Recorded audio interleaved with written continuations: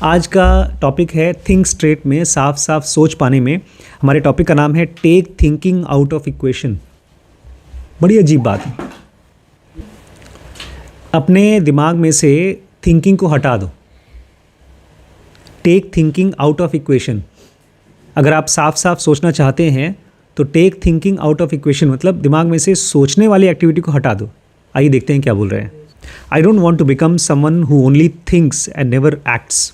Author कहते हैं मैं वो आदमी नहीं बनना चाहता हूँ जो खाली सोचता रहता है लेकिन कुछ करता उड़ता नहीं है। The only reason I think is that I want to do more with my life.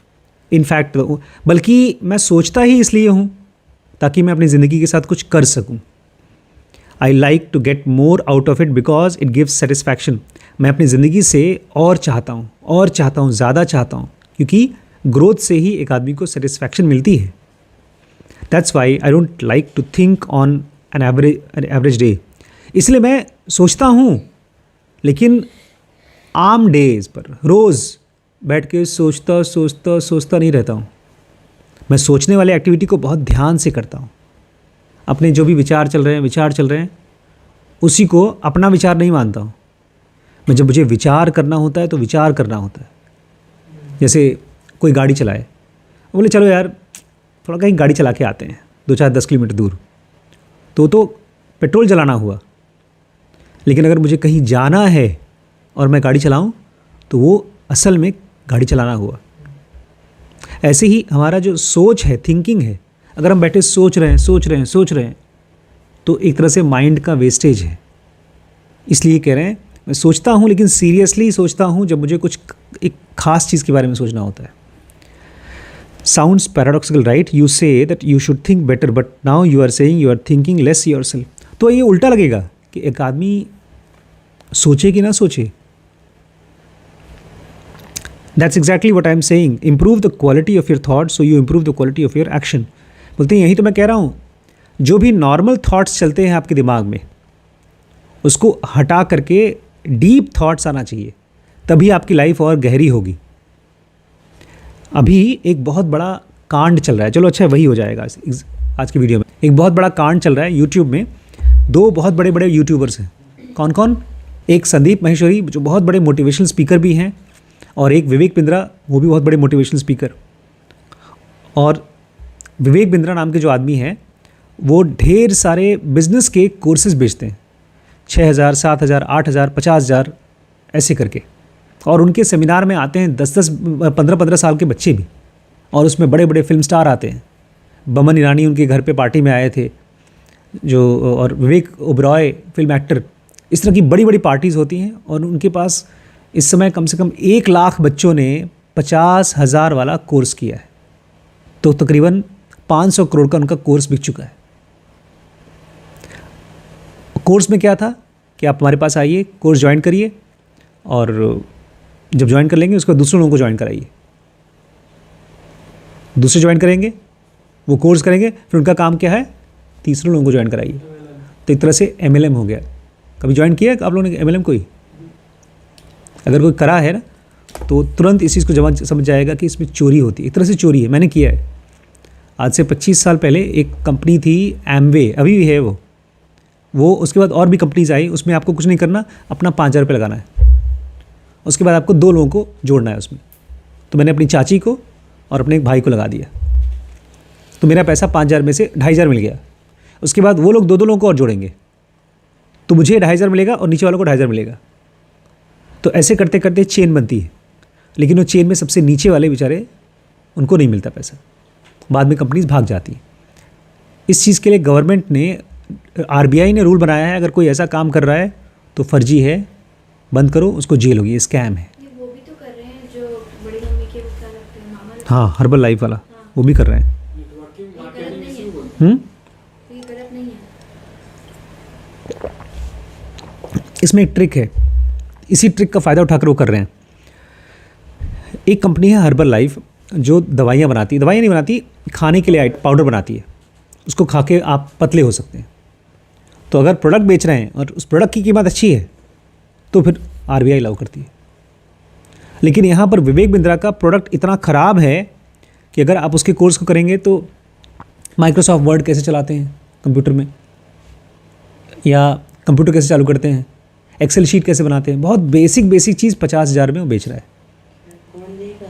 बहुत से लोगों ने लिया है इस लालच में कि अगर मैं ले लूँगा और दूसरे लोगों को जुड़वा दूंगा तो मुझे पैसे मिलेंगे।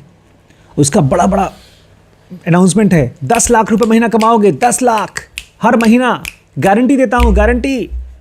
दिखाया, उसकी वीडियो दिखाया उसने। वो इतना बड़ा मुंह खोल दिया कि बाद में जो बच्चे नहीं कर पाए वो रोने लगे, और जाकर के कहाँ रोए? संदीप माहेश्वरी की वीडियो में। और एक बड़ा अजीब चीज़ हुई, संदीप माहेश्वरी की सबसे पहले वीडियो में यही सब बात हो रही थी कि कोई कंपनी है जो 50-50 हज़ार का कोर्स करा करके दूसरों को जोड़ती है और ये तो गलत है, ये है वो है, बस बात ख़त्म। लेकिन अगले 2 दिन बाद विवेक बिंद्रा ने वीडियो में चिल्लाना शुरू कर दिया, संदीप माहेश्वरी तुमने गलत किया, मेरा नाम ले लिया। संदीप माहेश्वरी बोलते मैंने तो तुम्हारा नाम लिया ही नहीं था, ये तुमने बेवकूफ़ी किया। उसने ये चीज़ साफ साफ बोला वीडियो में कि ये तो ऐसा हो गया, मैं बोल रहा हूँ क्लास में अगर कोई चोरी कर रहा है गलत है, तो चोर है वो हाथ उठा के बोलते चोरी चोरी मैं नहीं कर रहा हूँ, चोरी मैं नहीं कर रहा हूँ, चोरी मैं नहीं कर रहा हूँ। तुम्हारा नाम तो लिया ही नहीं मैंने, मैं तो खाली बोल रहा था कि उन लोगों के लिए जो लोग चोरी कर रहे हैं वो गलत है, तुम काहे खड़े हो गए। और ये पूरा कांड हो गया विवेक बिंद्रा वर्सेस संदीप माहेश्वरी। एक तरह से अपना खुद ही उसने पोल खोल दिया। बहुत अच्छा वीडियो, आप दोनों का वीडियो देखिएगा। ये होता है जब आप दिमाग लगाते हो फालतू चीज़ों में। अगर वो विवेक बिंद्रा नहीं बोलता, चुपचाप बैठा रहता, तो उसकी दुकान चलती रहती। लेकिन अब उसके ऊपर फालतू में RBI CBI की जांच होगी और जो भी जांचें होंगी, पीछे पड़ा है वो। The best way to make sure you act more is rely on habits, take exercise. देखिए पता है ये सब क्यों होता है, हम गलत डिसीजन क्यों लेते हैं? बिकॉज हम सोचते ज़्यादा हैं, काम कम करते हैं। अगर आप काम करें और सोचें कम फालतू का तो अच्छा रहेगा। तो कैसे करें? एक्सरसाइज करिए। I have struggled with staying in shape for all my life. ये प्रॉब्लम सबकी है। हम धीमे धीमे जैसे जैसे उम्र बढ़ती है मोटे होते जाते हैं। And I was over weight for years. Author कहते हैं मैं बहुत मोटा था अपनी उम्र के लिए। I always played mind games with my self about exercise and diet. और जब भी एक्सरसाइज करना होता था और खाना कम करना था, मैं हमेशा बोलता था कल कर लेंगे, कल, इससे कोई फ़र्क नहीं पड़ता। हमारे यहाँ भी योगा सर आते हैं और उसमें कुछ लोग आते हैं, कुछ लोग नहीं आते हैं। कुछ लोग खुद ही कर लेते हैं, दरवाज़ा बंद करके उसमें अपने फ़ोन से कर लेते हैं। बोलते हैं मेरे दिमाग में ना बहुत से फालतू के थॉट्स आते थे, उनको कम करने के लिए मैंने कुछ रूल्स बनाए, अपने रूल्स। सबसे पहला, exercise at least 30 minutes a day every day. मेरा पहला रूल है हर रोज़ 30 मिनट के लिए एक्सरसाइज करो, चाहे कोई भी एक्सरसाइज करो बट करो। दूसरा, don't burn your self out, don't go all out. और दूसरी रूल ये है कि ऐसा मत करो कि अपने आप को ख़त्म कर डालो काम करते करते। काम करो, आराम करो, दोनों करो। Don't burn your self out, अपने आप को ओवर पुश मत करो काम करते करते। Eat healthy, no junk food. और जब खाना खाओ तो हेल्दी खाओ, मतलब बाहर का कचरा मत खाओ, फल खाओ, सब्जियां खाओ। Don't consume more calories than you burn. शरीर में एक नियम है, जब भी आप कुछ खाते हैं तो शरीर में जाती है कैलोरीज, एनर्जी। आपने अगर 100 कैलोरी ली है और 100 कैलोरी के बराबर बाहर एनर्जी निकल रही है तो आप मोटे नहीं होंगे। हम मोटे इसलिए होते हैं, लेते हैं ज़्यादा एनर्जी, निकालते हैं कम। तो कह रहे हैं कि जितना आप निकाल सकते हैं उतना ही एनर्जी लीजिए। जिनोगा बहुत अच्छी इस मामले में। जिनोगा ने बोला है कि आप केवल एक टाइम खाना खाओ। उससे मेरा वज़न काफ़ी कम हो गया था। तो वज़न के लिए नहीं, लेकिन आप इस पर देखिए कि मैं कितना खा रहा हूँ और कितना काम कर रहा हूँ।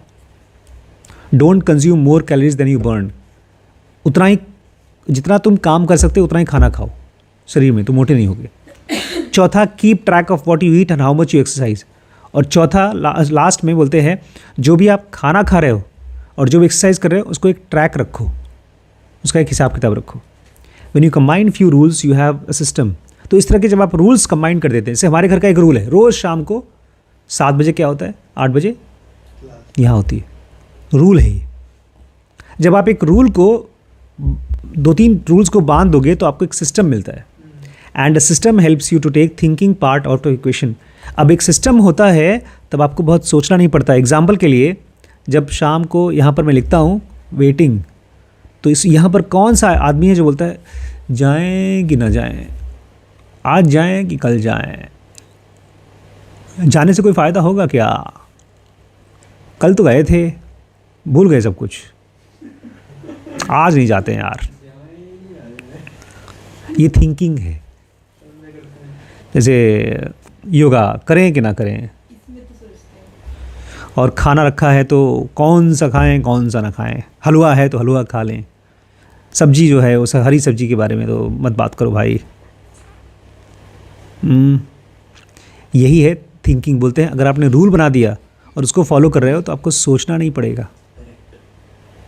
यही रूल बनाने के लिए मतलब सोचने ना पड़े, इसलिए कुछ बड़े बड़े बिजनेसमैन कपड़ा वही पहनते हैं रोज़। एक मार्क ज़करबर्ग है फेसबुक का मालिक, वही टी शर्ट वही जीन्स, उसके पास कम से कम 50 पड़ी होगी। बोलता है अलमारी खोलो, सोचना पड़ता है कौन सा पहने, सफ़ेद वाला पहने, काला वाला पहने, नीला वाला पहने, कौन से में स्मार्ट लगेंगे। सारा टी शर्ट एक टाइप का, सोचना ही नहीं। जो ही पहन लो, वही रंग है, क्या अलग करोगे? सिस्टम में डाल दिया ना। ये फालतू की जगह पर सोचना ना पड़े, ये वो कह रहा है। The only thinking you need to do is when your system doesn't give you the result you want. आपको केवल तभी सोचना है जब आपके सिस्टम से बाहर है आप। जैसे कोई ज़मीन खरीदनी है, कोई बड़ा डिसीजन लेना है जो आपके सिस्टम का पार्ट नहीं है, तभी आपको सोचना है। If my system would make me feel bad or gain weight, I would rethink. अब मान लीजिए मैंने कोई योगा कर रहा हूँ और 6 महीने तक योगा कर रहा हूँ, लेकिन मैं मोटा होते जा रहा हूँ, तो मुझे सोचना पड़ेगा यार ये सही नहीं है। अगर आप बिज़नेस कर रहे हैं और घाटा ही हो जा रहा है, घाटा ही हुआ जा रहा है, 1 महीना 2 महीना 3 महीना 6 महीना, तो आप सोचिए कि कुछ गड़बड़ है। And even if it work, system is never perfect. That's why I regularly think about what can change and how I can improve my system. और मान लीजिए आपका कोई सिस्टम है बहुत अच्छे से काम कर रहा है, तो भी उसको कुछ कुछ टाइम पर गहरे से सोचिए कि इसको और अच्छा कैसे कर सकते हैं। हम लोगों ने जब ये घर बनाया था, मतलब बनाने का सोचा था, तो सबसे हमारे पास इतना पैसा था कि एक फ्लोर बन जाता। तो मैंने प्लान किया था कि सामने जहाँ आप लोग का रूम है वो, और उसके पीछे का एरिया मेरा ऑफिस रहेगा, डीप नॉलेज का, उस लेफ्ट कॉर्नर पे। इधर में बेडरूम, उसके पीछे डाइनिंग एरिया, और यहाँ पर 2 रूम रहेगा। ये दोनों रूम गेस्ट रूम हो जाएगा, एक बच्चों का रूम हो जाएगा, एक गेस्ट रूम हो जाएगा, एक बेडरूम हो जाएगा, और इधर किचन। लेकिन उधर का एरिया जहाँ सीढ़ी वीढ़ी है, जहाँ लोग सोते हैं, वो मेरा ऑफिस हो जाएगा। ये मेरा प्लान था। नक्शा भी ऐसे बना था। उसके बाद धीमे धीमे पैसा और आया, तो ठेकेदार ने कहा साहब ऊपर चाहे बनवा लो, छत बनवा लो, छत पड़वा लो, उसके बाद कमरे बनवाना। मैंने कहा चलो बना दो। फिर कुछ दिन बाद पैसा और आ गया, तो तीसरे फ्लोर का भी बना लो, उसका भी छत नक्शा पास हो चुका था और पैसा बर्बाद हो जाता, इसलिए हमने उसको बनवा लिया। उसके बाद फिर नौकरी चली गई, फिर सेंटर खुल गया है। तो हम लोग ज़मीन यहाँ रहते थे, सब घर में रहते थे, ये सब उठ करके चले गए ऊपर एकदम रहने के लिए। फिर 2 साल तक यहाँ सेंटर चला, 2 साल 2.5 साल 3 साल हो गया। फिर बगल में सेंटर खुला, तो वहाँ पर सब कुछ रूल से चलता है। सुबह लोग आते हैं, अपना काम करते हैं, जाते हैं। रूल जैसे ही टूटता है हम लोगों को सोचना पड़ता है, अरे यार इस आदमी को रखें, निकालें, ये मशीन ख़राब है कि अच्छी है। लेकिन जहाँ आपने रूल बना दिया और सिस्टम बना दिया, वहाँ पर आपको बहुत सोचना नहीं पड़ेगा। जैसे अभी गाड़ी धोना है तो लगता है कभी धोएं ना धोएं, लेकिन अगर आप इसको बना लें, नहीं यार एक बार कर ही दें, उसको पाइप मार दें, तो फिर आपको सोचना नहीं पड़ेगा, वो आपकी हैबिट का पार्ट बन जाएगा।